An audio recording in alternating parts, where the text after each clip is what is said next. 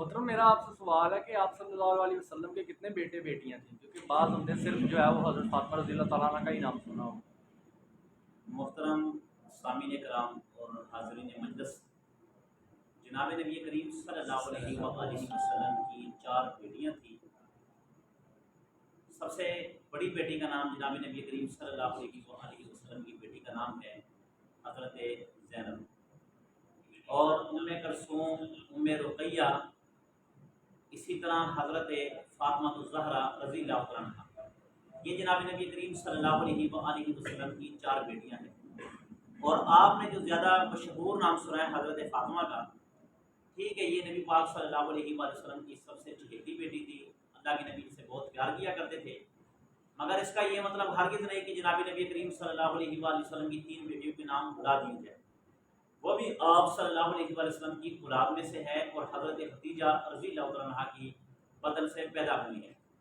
इसी तरह जनाब नबी करीम सल्लल्लाहु अलैहि वसल्लम के बेटे कितने थे?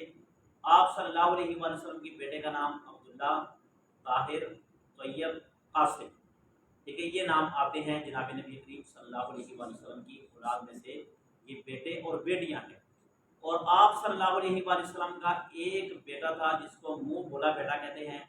मिसाल के तौर पर आप माशरे में या ख़ानदान में किसी को कहते हैं कि ये लड़का आइंदा के बाद मेरा बेटा है, ये मेरी बहन है, तो अब ये सगे बहन भाई नहीं कहलाएंगे, बल्कि ये मुंह बोले बहन और मुंह बोली बेटे कहलाएंगे।